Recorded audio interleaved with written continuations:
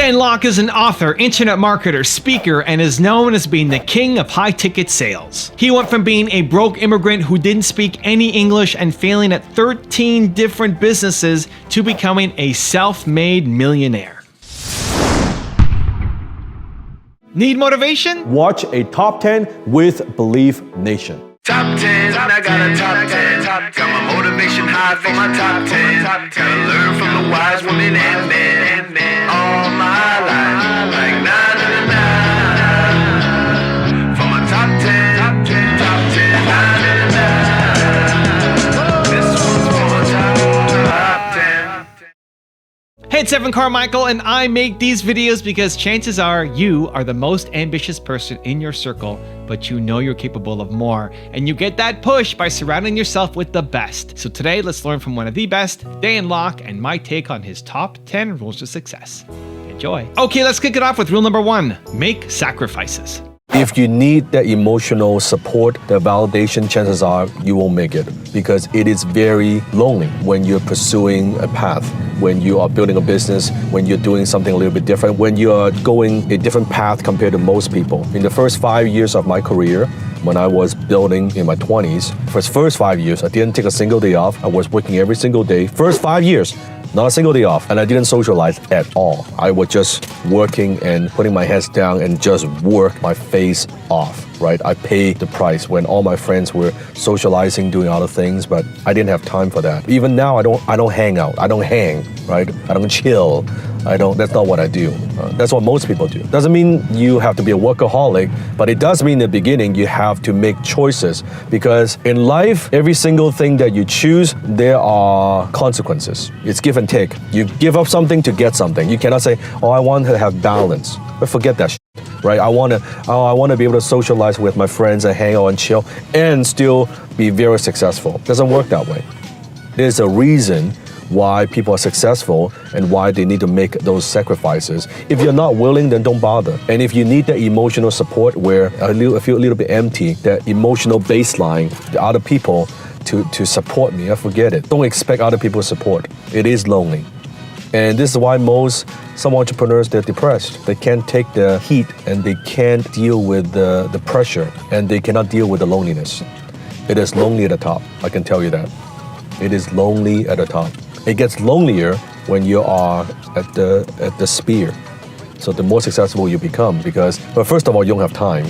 And second, you don't really want to have very shallow surface level conversation with people because you feel like other people just dumb, right? You feel that it's a waste of time.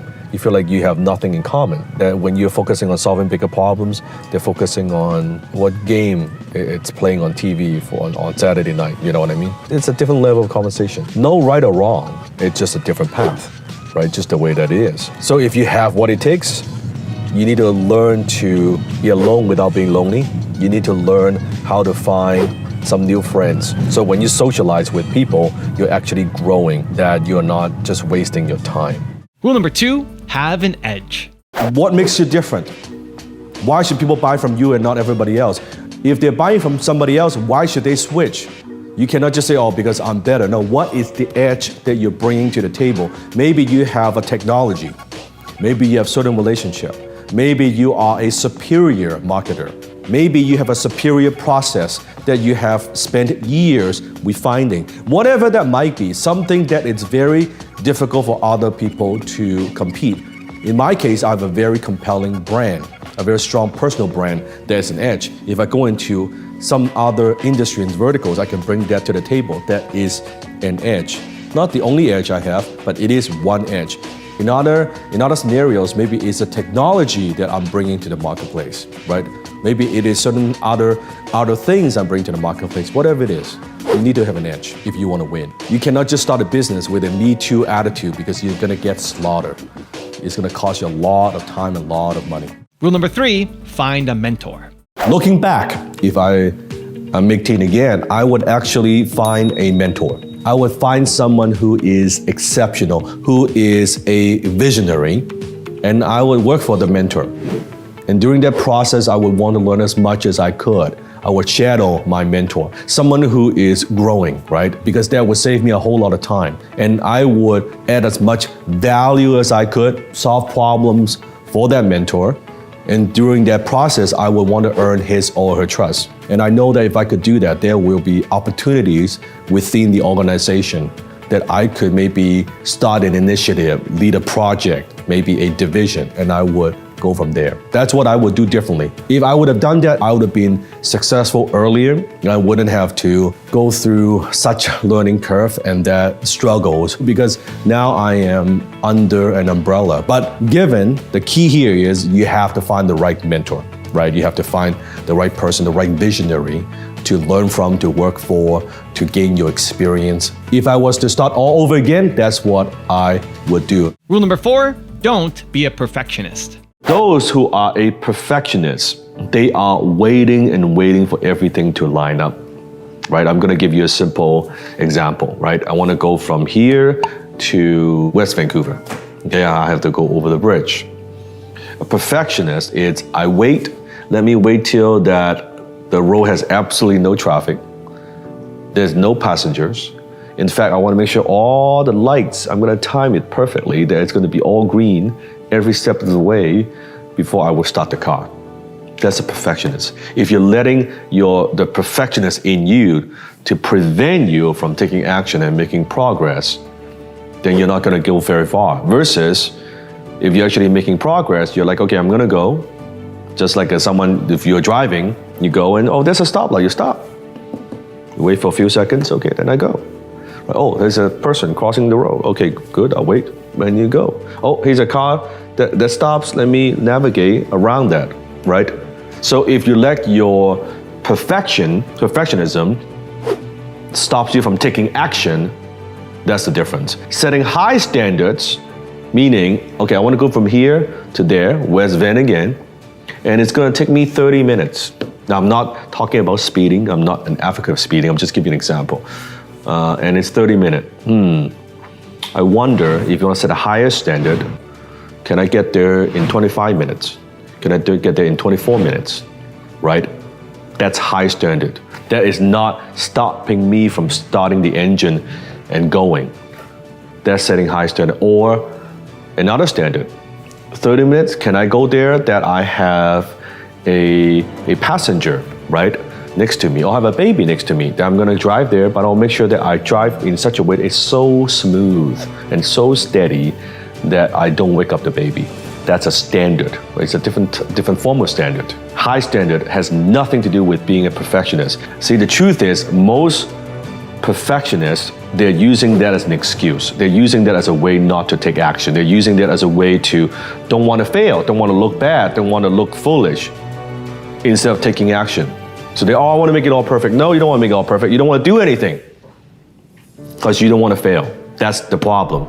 Hi, this is Dan Lok. I want to share with you a lesson from Carmichael's new book, Built to Serve. This section is about making money from your purpose. You have to embrace that. If you never learn how to make money from your purpose, you'll always end up needing a day job, and your purpose will become a hobby. If that sounds like a great life to you, then I'm happy for you. If not, then you need to figure out a money-making model that makes sense, one that is consistent, one that is significant, one that can pay you so you can quit your job and succeed to the point where you are providing jobs for others and helping even more people. You see, money is nothing more than a byproduct of value creation. The more people that you serve, the more successful that you will be. So to have long-term success is not just built to last or built to sell or even built to scale. It is built to serve. And this book will teach you exactly how to do that.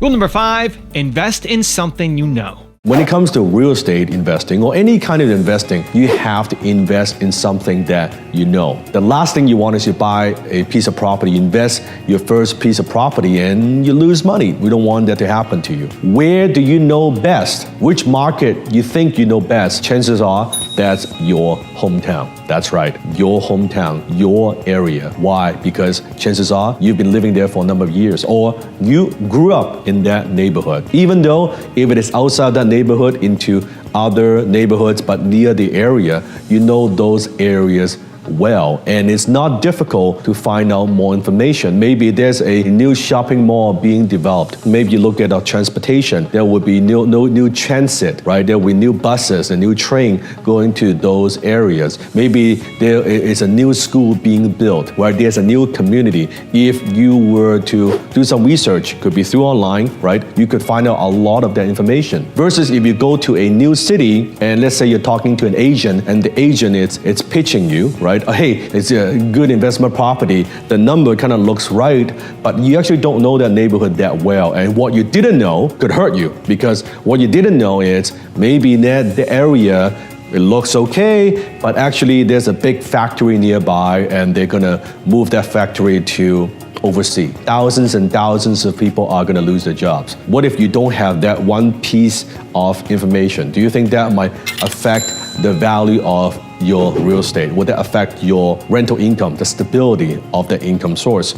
Right? So you have to investigate before you invest. Now, another thing is, if you invest in a property, your first couple of deals, if it's out of town, that market may be a little bit better. What if something goes wrong? What if you lose a tenant, right? Now you have to go back and forth, right? You gotta fly to that city, or you gotta drive hours and hours and hours to that city. I mean, just a couple of these trips, it drains your energy. So although that market might be better, but for beginners, I do not advise you to invest in a city that's very far away. Now, once you become more sophisticated, once you become a professional investor, then you can look into, yes, I can invest in a different state, I can invest in a different city, I can invest in a different country. That's okay once you have more capital, once you have a team, once you have more experience. But in the beginning, chances are you don't fully know what you're doing yet. But in the beginning, you're still learning the ropes, right? You're still learning the game. I don't recommend you do that. Find something within your city, unless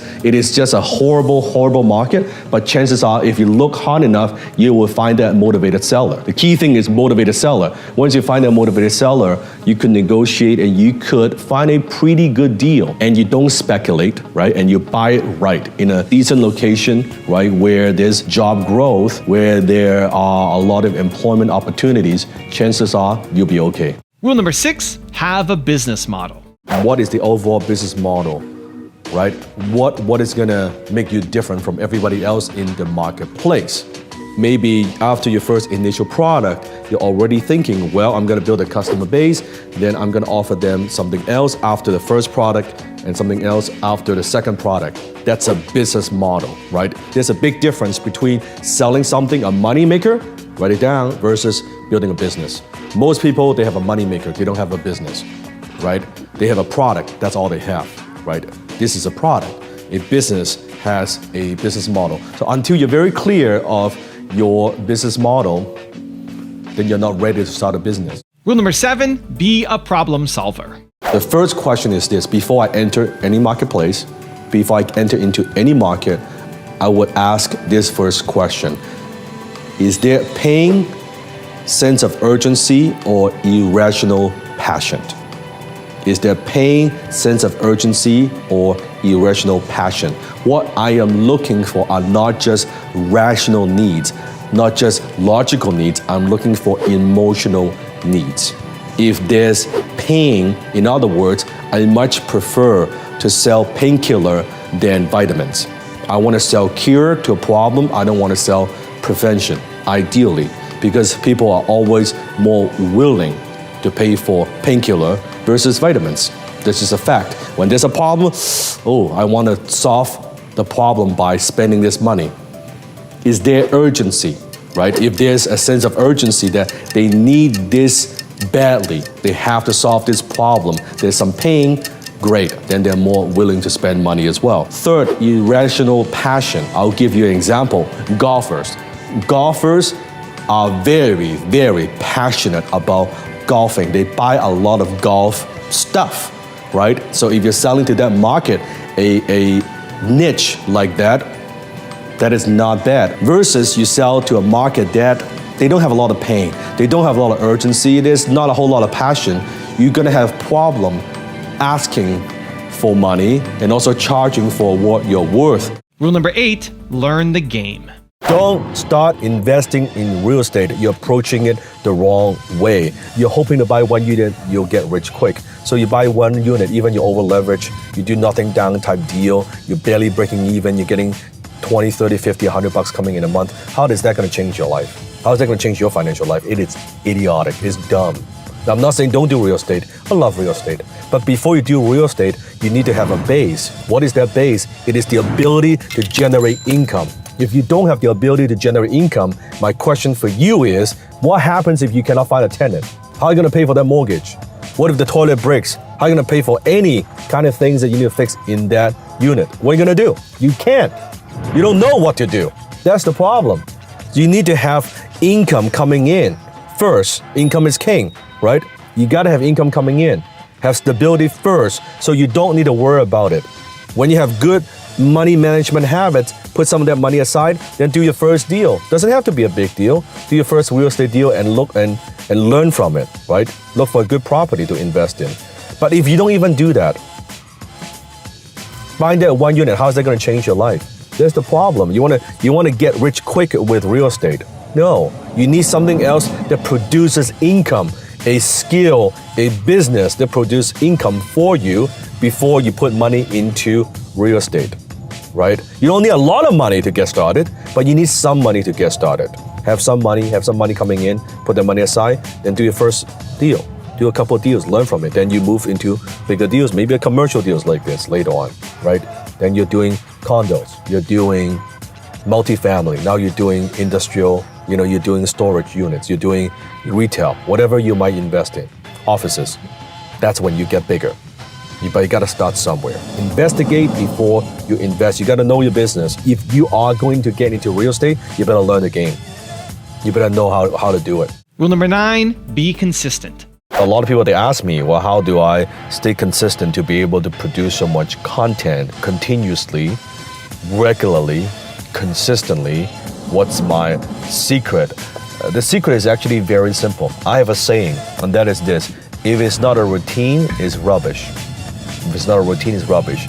So you might have the best intention to create content, to make that video, to do the podcast, to post on social media, or to write that article. But if it's not a routine, meaning that it is blocked out on a regular basis, you're not gonna do it. If you wait till that you feel like doing something, that, oh, today I feel like doing it, tomorrow I don't feel like doing it. If you wait till the perfect moment or your feeling, it's not gonna happen. But when you schedule it, when you block out the time, when you say, you know what, from this time to this time, I am going to create content. Now, and in the beginning, you don't need to be too crazy and too ambitious.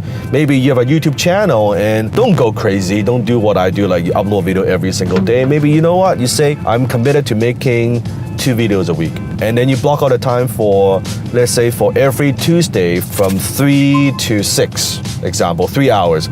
My goal is to create 2 videos. That's it. Every single week, then I'm going to upload that 2 videos to YouTube. That's perfectly fine. That's good, right? That's consistency. And you do that enough, you'll be more efficient. You'll be able to get it done faster. Maybe in the beginning, it takes you a few hours to crank out 1 video. Then later on, it only takes you maybe an hour to crank out 1 video. And then later on, maybe it takes you 30 minutes to produce 1 video, right? You will get better through time, through repetition, through quantity. And then you'll be able to add more and do more. But the key here, when it comes to content, a lot of people, they give up too soon, right? They make a few videos, they write a few blog posts, and they say, oh, no one watches my stuff. No one is paying attention. I'm not getting any traction. And then they give up too early. My YouTube channel, the first few years, I didn't get any traction. It took me a good 18 months to go from 0 to just 1,000 subscribers. 18 months. And then it took me another 8 months to go from 1,000 to 10,000 subscribers. Just think about it. That's a long time. That's creating a lot of content without getting any results, right? Without seeing a whole lot of traction, right? I had the self-doubts too, but I was focused. then it only took me from 10,000 to 100,000 subscribers on YouTube only 1 year. We go from 10,000 to 100,000, and then from 100,000 to 1 million subscribers another year.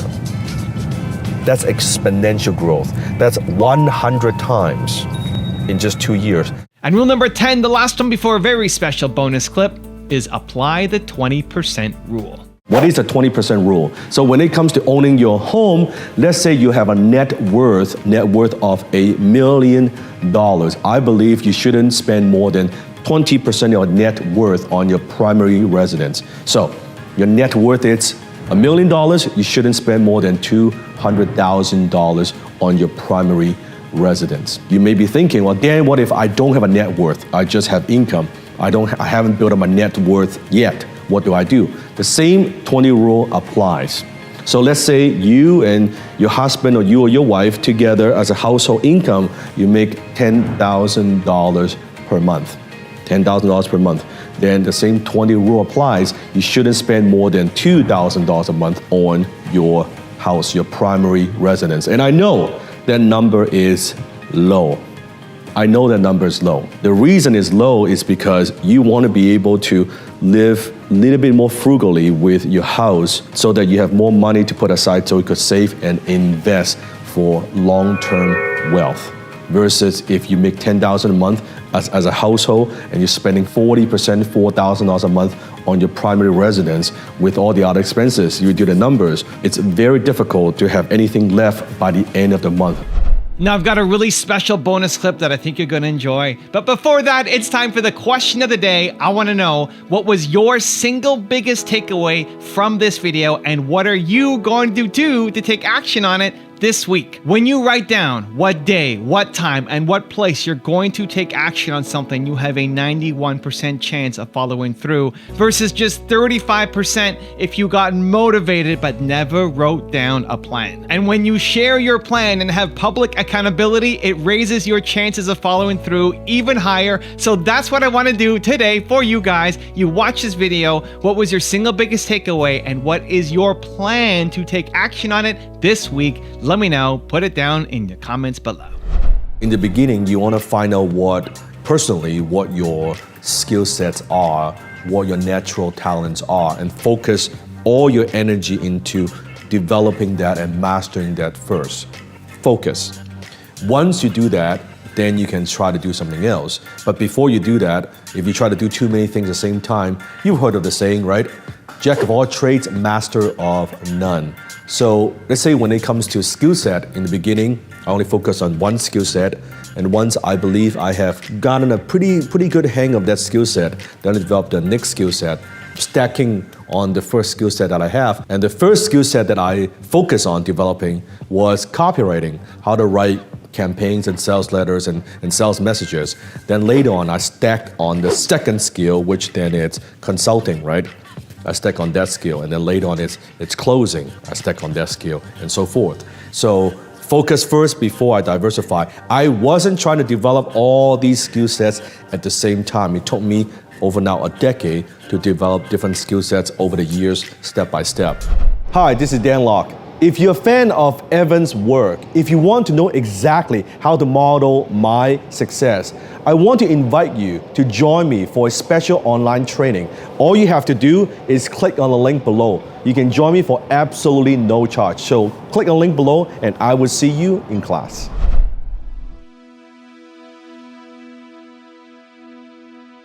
If you want to change your life in 30 days for free, check the link right here below me. Or if you want 10 more awesome rules from Dan Lok, check the video right there next to me. I think you'll enjoy them. Continue to believe, and I'll see you there.